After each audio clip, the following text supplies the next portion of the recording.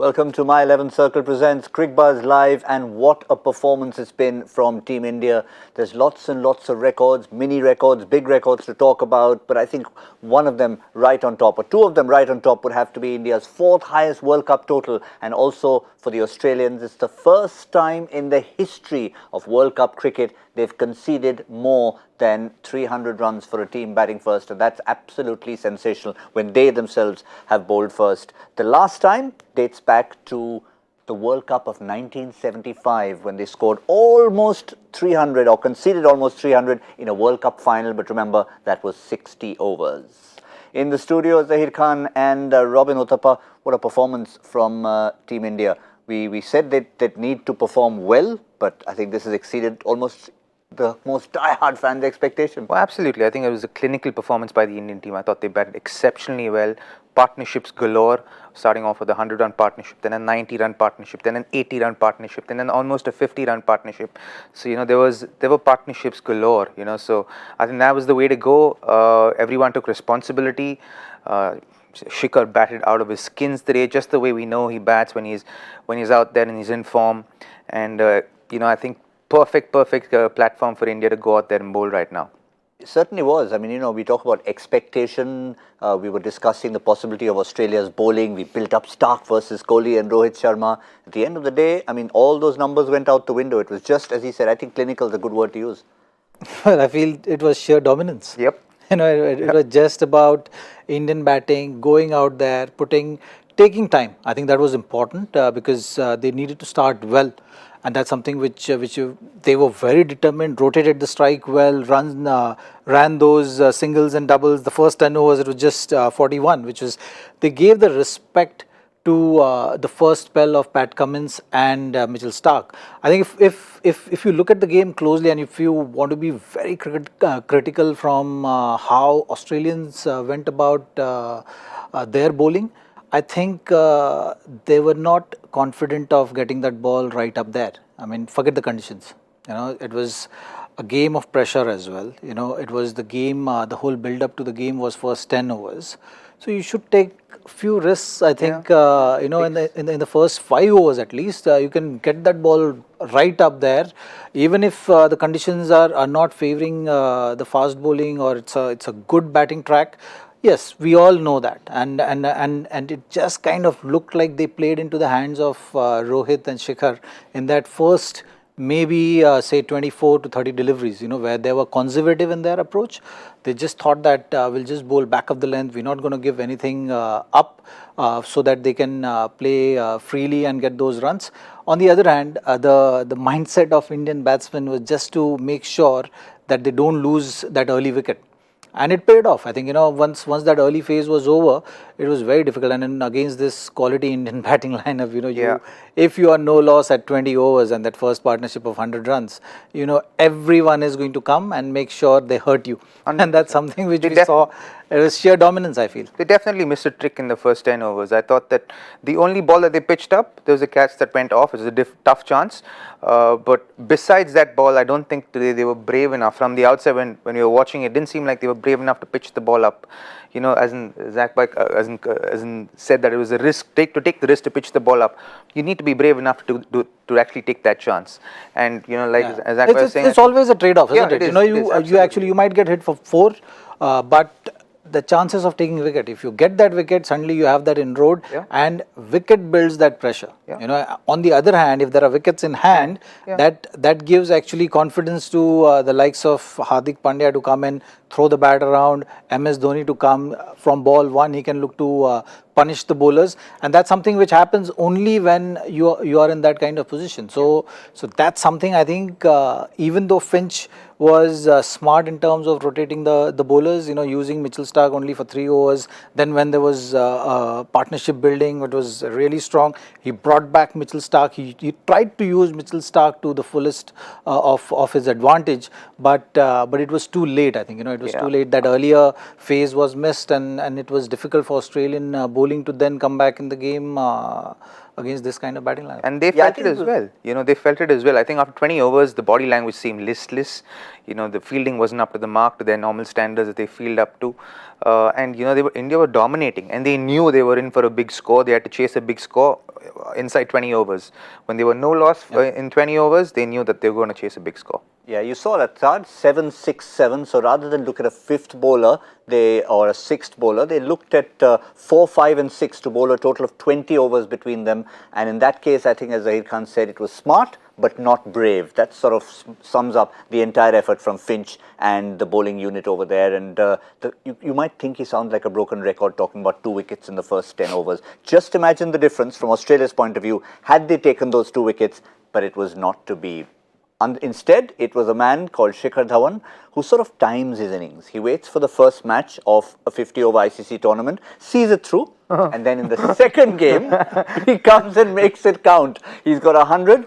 There you can see it in 2013 Champions Trophy, 2015 in the World Cup in Melbourne, again the Champions Trophy 2017 against Sri Lanka at the Oval, and then here, and guess what, 3 out of 4 are at the Oval. So not only does he make those second games in ICC 50 over tournaments count, but how about the Oval? I mean, I know he has a second home in Australia, but is this going to become his third home? Delhi, Melbourne, and now London. Possibly. He would want to carry this wicket everywhere. For sure. He'd definitely want to carry this wicket everywhere he goes.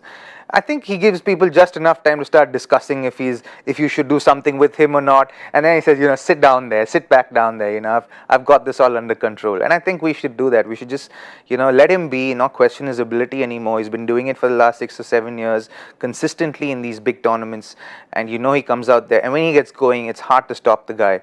He gets going at such good rate that he's going to set up a solid platform to score big runs or chase down a big score. Yeah, have a look at that, 117 of 109 in Zahid. There was a cheeky suggestion, and it happens from time to time with those men in yellow, that maybe a certain gentleman who's now in the Australian dressing room, who was in the Delhi dressing room for the IPL, might have helped Shikhar Dhawan, as in Ricky Ponting. But whether or not you agree with that or not, the fact is... I was looking at the yellow which you are wearing. It's just meant to balance things out, the yellow and blue, with the blue certainly overshadowing the yellow. But yeah, if you have a look at it, Ponting's probably spent more time with Shikhar Dhawan in the last few months than with any of his Australian batsmen. Absolutely, I think I'm sure the time which he has spent with Ricky also has helped him a lot. But knowing Shikhar, he's very hardworking lad, isn't it? Yeah. It's just that I'm so curious how often you see particular batsman going to a particular ground, whether in form, not in form, if he has scored runs there, just gets that the energy gets within it going. that I mean, ground, what's with that? We've seen it with Lakshman also. There are so many examples of Rohit batsmen. in Eden. Eden, yeah. And VVS. VVS. Yes, in Eden. Sachin in Chennai. Yeah. And of course, if you look at Shikhar Dhawan at the Oval, it's 5 innings, 300s and a 50. Yeah, at the Oval. I think it's just the energy that ground brings, or the feel that it brings, or the memories of something special that kind of instills those emotions within you, and those feelings within you, and suddenly you feel familiar with everything, and everything begins to flow. I think that's what kind of happens. Is this not only international cricket? I mean, for example, overall, if you look at domestic, everywhere. International, different formats, did you have a ground where you Happens walked out everywhere. there and said, this is my ground? Yes, there's certain grounds. I could go to CCI and Brabon, and I would go in there, and I'm going to score runs, irrespective of what's happened in the last 5 or 6 games. You just know you're going to score runs. Zach, you had a favourite with the ball? I had few. Mohali for sure. One of those grounds where I would always feel that my rhythm will be back. Even if I'm in rhythm, not in rhythm, so certainly that wicket has always been helpful for my style of bowling. Wankhede is the second one. Especially the wickets with red soil. Yep, absolutely. Usually have that extra bounce, and you can extract a lot as a bowler. So that's something. I mean, these couple of grounds I always enjoyed going back to. Yep, men in blue on the red soil. But, if you overall just look at the batting display from Team India, we talked about India having a perfect game with the ball, just the way they took wickets up front in the previous game and then finished things off. Here, of course, winning the toss, deciding to bat first. And I think that's just the way they organized everything. Have another look at this. 4.1, you might think of it in isolation as, oh, are they going a little slow? The important was 41 for no loss. And then they set that platform to run a ball till the 40th over, then the explosion. Yeah, if you see that first phase, this first 10 overs, you could see it was a very conscious effort to be respectful towards what the bowlers were bowling, the areas they were bowling, and to make sure that they had wickets in hand, not to lose that one wicket. Because they knew once we get in, the kind of pressure that they put on the fielders, on the opposition team, is going to be tremendous, and the opposition team, irrespective of how great they are, going to crumble under that pressure, because India with wickets in hand are the most dangerous team in the world. And they were thinking, of course, I remember asking Robin at the Cricbuzz Combox in the 35th over, is Hardik padded up? And he said, yeah, maybe 42nd we can think of it, but India were just saying one step ahead. They came in the 36th, 37th over and they said, off you go. And that's something which you will see in this World Cup very often. You know, from the position of strength, they would want to utilize that phase closer to end of second power play. You know, because after that you have more fielders outside, so you can actually be attacking in that phase. And if the situation allows you to do that, then I'm sure Indian team management will be using this tactic right throughout the tournament. The other thing which I was very impressed by with this Indian batting lineup is they've not allowed Zampa to settle today. You know, so that's something which was a very good tactic. And once you have wickets in hand and you have that strong position in the game, you can afford to do that. But they did it smartly. So your main bowler has only bowled 6 overs. You know, you see Maxwell has bowled 7 overs. Stoinis has bowled about 6 overs. So you know your overs 7 again. So basically Zampa was 4 overs short today, and that's your 4th bowler. You know, so what Rohit and Shikhar also managed to do is that when there was that early partnership and they wanted to up the ante, they could put pressure on the spinner.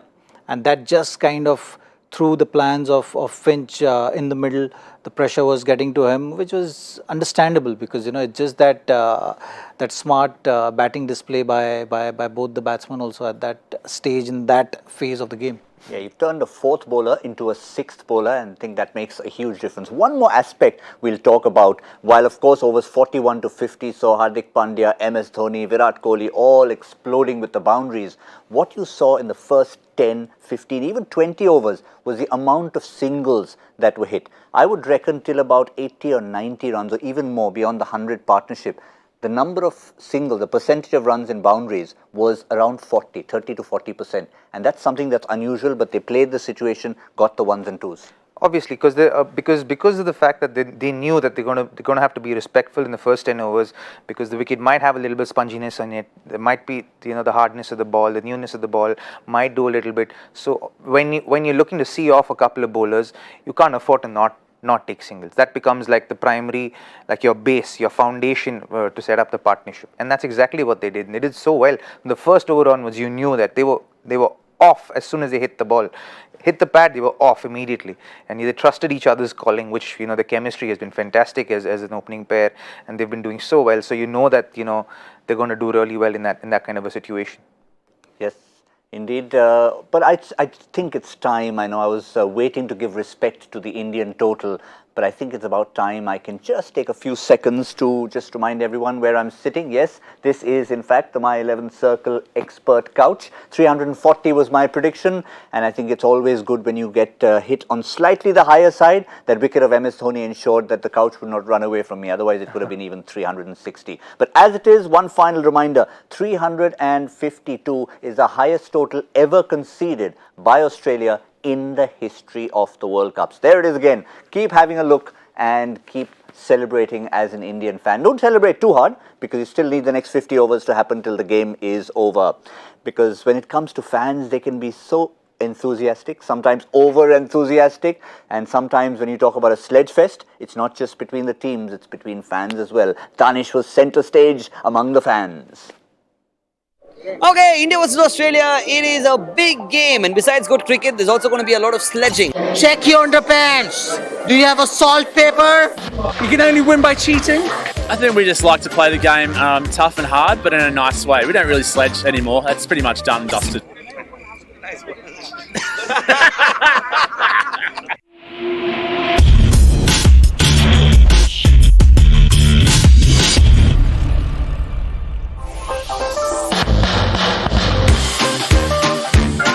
Alright, Tommy, radio star. Yes. India versus Australia. It's going to be a great cricket match. But there's also going to be a lot of sledging on the field. What's your sledge for the Australians? Sledge, like we're going to diss them, Yeah. right? Well, they come from, in England, we call Australia coming from down under. Yeah, that's right. And that's exactly where we're going to leave them. Buried down under. And if there's one person who's big down under, it's all the Bharat Army boys. If you know what I mean? Like big down under. That's a reference to the size of our hearts. And of course our feet. Yeah. We have big feet. Yes. I'd go the old Viv Richards one. If the batsman misses, I'd say, look, the ball, it's red, it's leather, it's round. That's what it looks like, guys. You go for it. We're going to kick your ass. Mine or theirs? Theirs. Ah, thank God. I'm safe. I'm safe. What is your sledge, by the way? Wow. Yes, that's abusive in lion language. They're paper tigers, really. They're only good in home conditions. This will be a real challenge for them, and they'll come undone here when the ball bounces above shin high. So they'll find out. You just called us paper tigers. Yes. Losing a tournament when you're 2-0 up at home is going to hurt pretty bad. So if you can't win at home, you're not going to win in the Oval. Monkey. Didn't we all evolve from monkeys, brother? We're gonna win. Yes, that's right. That was my question. Thank you. If you tamper, we will pamper. We're Australians. We don't do cheating or anything like that. We're good true sportsmen, us Australians. Yeah? You don't believe me? I don't know what to say. Okay, hello, sir. How are you, sir? Thank you for joining us. Do you know each other? He's my father-in-law. Oh, you have to be good. All right, great. In front of the father-in-law, what is your ultimate sledge for the Aussies, man? Like the one slam-down sledge. You watch it tomorrow. Okay, one second. Uncle, please leave. Uncle, please leave. Uncle, please. Come later, uncle. Now come back, brother. What is the ultimate sledge, brother? What is your slam-down sledge? Tomorrow, Aussies, you're gonna be kicked in your... Father-in-law, come back. Father-in-law, come back. Uncle. So what language is using, uncle? You're too old, you're too slow, and Australia will roll you in 45. There you go. We don't sledge anymore. I think that's in the past for Australia. We're a fair team. We're actually the underdogs. I think the Indians are the bad guys these days, aren't they? Quite an easy one. All we've got to say is empty your pockets. We want to see if you've got any sandpaper in there or not. It's quite an easy one.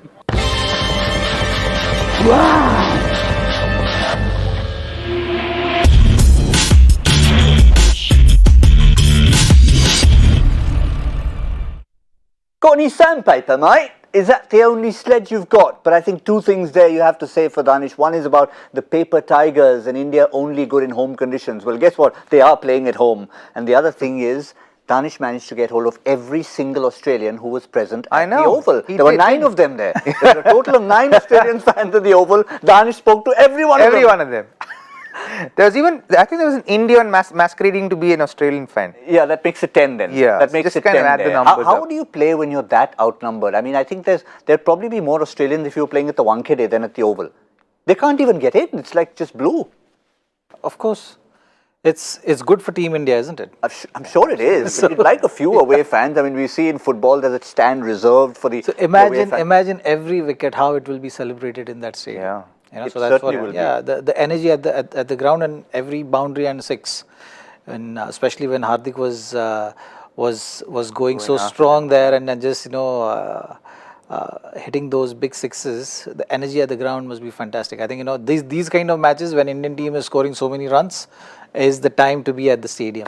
Yeah, I think 320 runs to the batsman, and I think 32 of them came from the crowd. All the pushing. I don't think I'd be wearing this if I was at the Oval today. I'd been fully dressed in blue or draped in blue. But remember, job is only half done. You might have put any amount of runs on the board. The match is not won until you've taken those wickets or at least kept them under a certain number of runs. The Indians have bowled well in conditions overseas, whether or not the stands are blue. The flat surface or whatever the surface might be is still alien conditions in a sense. And this is what, Zahir Khan, I'm going to bring you straight into this. We were on Cricbuzz Live throughout this most of the series. And each time you would say, at Cricbuzz Combox, if we've taken those 2 wickets, we're in a good position. And see how regularly they've done it. And see what has been the result. So that's something which is very important. Like we talk about how batting, top three, one needs to go on to get a good 100 or a big score, set that platform. Similarly with bowling as well, both these bowlers need to create that template for the remaining match. So that is very important, and both Bumrah and Bhuvneshwar have been doing it consistently, and that's why you've seen the effectiveness of the spinners also has gone up. In today's match, I think the key is going to be how you go on to attack Warner. And what happens when you have so many runs on board, and if you're batting first, you can afford to take time at in the early stages. But that scoreboard pressure, what we've been talking about, is something which these Australian openers will have to deal with. Both Warner and Finch, it'll be interesting to see what kind of approach they have. Whether they say, okay, fine, we can. The wicket is looking good. It's good for batting. We can take our time. Even if we have 40-45 runs without losing wicket in the first 10 overs, we can also dictate terms to the bowlers, put pressure on the spinners, like how Indians have gone about their batting. So that's something which will be the discussion between them. And for this match, for Australia to have some kind of impact, I think Warner is going to be the key. Yep. My only counter to what Zahir Khan just said is, yes, it's great to have that similar approach to Team India with, say, 40-45 on the board, but will they have on the back of the mind that they've got a certain duo called, I don't know, are we calling them Kulcha or Chaku? Chaku. Okay, Chaku is the term. Will they have it on the back of the mind that if that is a bigger threat to us, do we need to maximize those first 10 or 15 more? No, I don't think they'll go that far ahead, because they also have to contend with Bhuvi and Bumrah. Boo-boo. Boo-boos. They have to contend with them. So, I don't think they're thinking that far ahead. Don't think of that name. Huh? Yeah. It came on the spur of the moment. We'll think of a better one. I promise you we'll think of a better one. Like Chaku now, don't come up with that. It'll be as good as Chaku. But I just think that, if Finch, I can't even imagine him thinking beyond Bhuvi's first 5 overs. Because Bhuvi has made him a little bit of his bunny over the last 6-12 months, right? So I don't think they'd even be thinking or considering something about 10-15 overs ahead. They'd be like, first 10 overs, let's make sure we get off to a good start, not lose too many wickets in the top 10. And if they can get off to a good start, it'll be a good match to watch. I think either way, it'll be a good game to watch because we've got the upper hand. I can tell you something, we used to talk about fast bowling clubs. It's still very much there because Zahir Khan was not impressed at my choice of name there. We need to find a better name because it has to be as effective as Chaku. Okay, be aware of Boo-boo. Boo-boo. Yeah, it's not quite good. Okay. So, yeah, because they'd be causing boo-boos to the opposition. Yeah, so on that note, it's maybe okay. But I think, we'll come up with a better one. Maybe you can come up with that hashtag Cricbuzz Live while you're thinking of the joy factor question. But what about Stephen Smith? Yes, up front, Aaron Finch and David Warner will be a threat. Let's not forget Stephen Smith because he's come back and we know his record against India in ODI, 609 runs in 12 innings. And of course, the century in the World Cup semi-finals. So 200s, 350s, if he gets that good platform from Finch and Warner and Khwaja there at 3 as well, he's a factor, should be contended with. Well, he's always going to be a factor, for Australia to win this match, especially in those middle overs, because he's someone who plays spin well, keeps rotating the strike. So that's something which will be very important, that middle phase of the innings. But he's going to need that start from the openers or top 3. For sure, for him to play that kind of a role. If the early wickets have fallen, then he has to be aggressive right from the word go, or maybe not take that much time because of the runs which Indians have got right now in this match. So that's something which is always going to be a criteria. If it was a 280-290 game, then I think Steve Smith, doesn't matter what the situation he walks under, he would have had that kind of a threat. But in today's game, that's why the importance of the start is a lot in today's match. You've seen that both the wrist spinners are going to play a crucial role, irrespective of how many runs they get in the first 10 overs. Whether, say, presume that Indian bowlers have been very consistent with taking those 2 wickets, but today's wicket is not easy to bowl for a fast bowler. So today, if they don't get wickets, then how the wrist spinners go on about is going to be very important because Zampa was put under pressure by the Indian batsmen. So we'll have to see how Kuldeep and Chahal respond. Chahal is in brilliant form. So I think, even though they get a start, I think you can safely say that at this stage, India can breathe easy. Yes, they want to make sure that they start well and tick all those boxes as well. But as fans and as viewers, I think we can breathe easy because you have 2-3 bowlers who have been consistently doing well, and you can bank on them to win this game for India. Bank on them to win this game for India? Yes, of course, the Indian bowlers have plenty to choose from, of course. We've just mentioned the top 2 and the 2 spinners, but let's not forget the support that they're likely to get from Hardik Pandya, who will have enjoyed his time out there with the bat. Kedar Jadhav will come from below sea level and he'll bowl a few in there, so it's going to be plenty for them to choose from. So, gentlemen, any possibility of giving us a score? How much will Australia score? You're welcome to say 353, but I don't think they will. No, I'd say 285. 285, a little closer, no? I think they will put up a fight because the nature of the wicket is good. It's a good track to bat on. So you would expect them to get close to 300 for sure. So I'm just going in with 300. India will win the match comfortably, but I think they will be able to get those runs. 300, 285. Nah, it's not going to get even close. Between Boom Boom, I'm still thinking of a new name, and Chaku, it's not going to get beyond 275. So 275 is my number. But before we leave you, I think even though India are not chasing here, we want to take you down memory lane from a previous game, a game that we referred to occasionally on the show, and have a look at this successful run chase. This is not what we want Australia to do today. Zahir Khan, look at that, 1 for 43, a key initial wicket, that of Alistair Cook, right at the beginning, caused that early breakthrough, even though they got on to make that. So your memory of that again, first. it was a very good track to bat on. It was a great wicket. Even though we got early wickets, Ovesh Shah managed to score 100. And when he got the 100, we were talking about that, how good the wicket is to bat on. And I remember that game. I think Yuvraj Singh bowled that last over. Yes, 5 hit for Dimitri Mascarenhas. Yes, hitting those runs. So after that, also you're saying that okay, the 30 runs have come in the last over, and it's a beautiful wicket to bat on. So that's something which was the talk around the dressing room. And another thing I remember, I got run out when Robbie was going strong. Yeah. The two of you should have finished it I off. actually played that game, I think, because of Zach Bhai, because I think he saw me batting in the nets, and he really felt that I should be playing. I didn't play the first 6 games, the first 5 games, and then he saw me batting in the nets, and that's when I was practicing for the T20 World Cup because it was coming up and the team was announced, and I was walking out to the bowlers and all that, and that's when he saw me. He's like, he's batting really I don't well. remember that. Yeah, but he said I remember him going up to Rahul Bhai and saying that I should be pushed to play the game because I'm batting really well, and I don't think if it weren't for him and a few others within the group, I would have played that game. But you still had to get that 47 Yeah, I did. 33. Yes, of course I did. Yes. But what was the run out all about? Was it like who's called? Oh no, it was he just timed it well back to the bowler. It went straight to the bowler, and I was backing long way because I wanted to get him on the strike again. Yeah. But you knowing my batting skills, But you started backing up only after the bowler released the ball. Back then, it wasn't that much of an issue. I was lucky that bowler was who? It was Stuart Broad. Yeah. And I was lucky that bowler was not.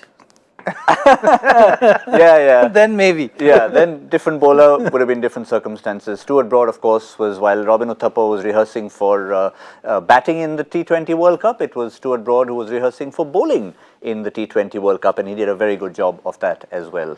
Certainly we remember that, but that's what we have. We've got the predictions for what we think Australia will score. No one's going for 352, but what a performance it's been. Celebrated one more time, remind you yet again that it's the highest total that Australia have ever conceded in the history of the World Cup, and it's come from the blades of the men in blue. We'll see you in the 15th over for Cricbuzz Combox, and My 11 Circle presents Cricbuzz Live will be back at the end of the game.